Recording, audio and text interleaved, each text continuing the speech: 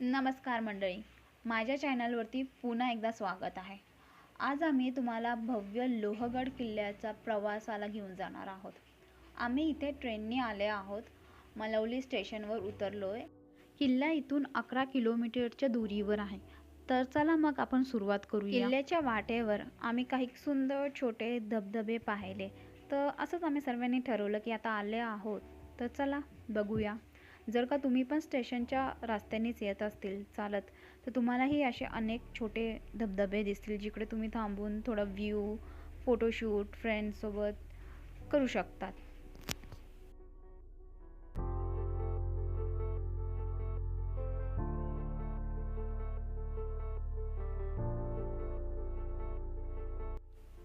तर आता आपण निघाले आहोत भजे धबधबे बघायला. तर झटपट एक भजे धबधब्याला भेट देऊया.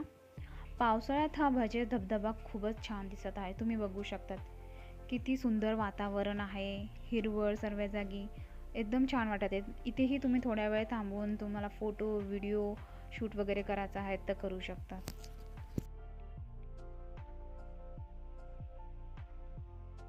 पासून थोड्याच अंतरावरती भजे लेणी आहे व भजे किल्ले आहेत.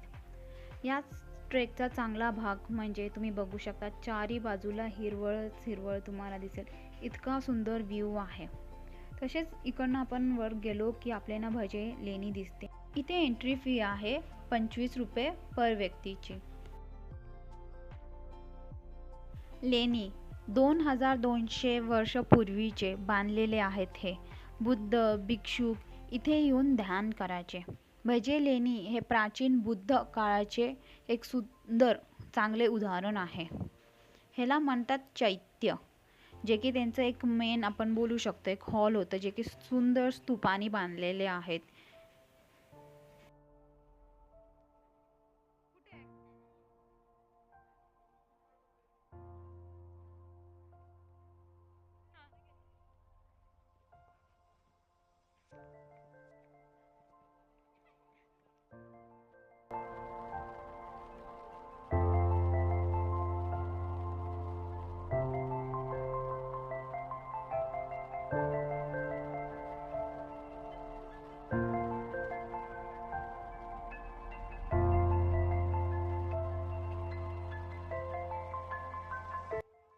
इतिहासाचा शोध घेत आणि निसर्गाचा आनंद घेत आम्ही असे सुंदर घाटांतून जात आहोत. पश्चिम घाटाचे काही सुंदर मनमोहक दृश्य बघत. लोहगड ट्रेक तसा सोपा आहे. जर का तुम्ही बिगिनर असतील, ट्रॅकिंग कधी केली नसेल, फर्स्ट टाइम करत असतील, तर नक्कीच हा तुमच्यासाठी आहे. तर अशा प्रकाराने आपण लोहगड किल्ल्यापर्यंत पोचलेलो आहोत. मुख्य दरवाजा ज्याला म्हणतात गणेश दरवाजा, हे मराठा कारिगिरीचे एक सुंदर उदाहरण आहे. तुम्ही बघू शकतात. किल्ल्यापर्यंत पोचल्यानंतर आमचे थकलेले चेहरे बघा कसे झाले, पण तेच चेहरे हेही सांगत आहे की आम्ही तेवढंच हा प्रवास एन्जॉय केला आहे.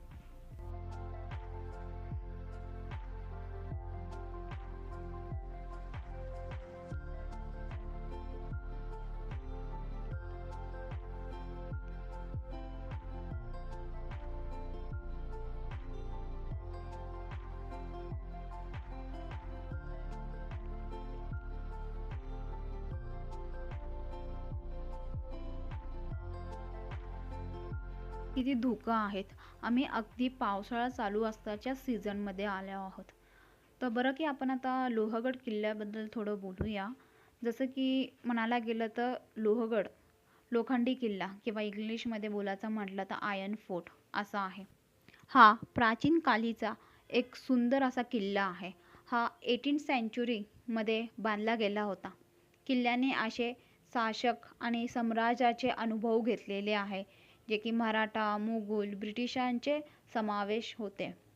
किल्ल्याला आजही तेवढंच चांगलं मेंटेन केलेलं आहे. इथून तुम्हाला पूर्ण पावना लेक दिसतोय आणि बरेच दूरचे डोंगर दऱ्या हेही दिसत आहे. हे दृश्य पूर्ण ट्रेक करून आल्यावरती सुंदर दिसतंय. या किल्ल्यात बघण्यासारखं फार आहे, जसं की टँक, धान्यकोठी, तलाव, मंदिर.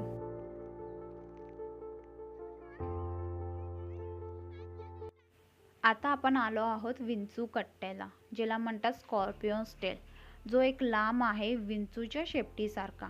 विंचू कट्टा हा किल्ल्याचाच भाग आहे.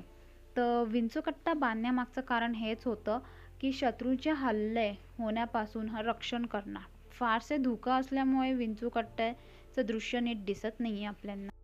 तर मंडळी, आजच्यासाठी इतकंच. तर इथूनच आम्ही थेट स्टेशनसाठी निघालो. ट्रेन फारच उशिरा येत होती म्हणून आम्ही वाट बघत बघत गाण्यांच्या भेंड्या खेळायच्या सुरुवात करून दिलं होतं इकडेच. तर जर का तुम्हाला हा माझा व्हिडिओ आवडला असेल तर नक्कीच लाईक, शेअर आणि सबस्क्राईब करा या चॅनलला. तर भेटूया पुढच्या व्हिडिओमध्ये.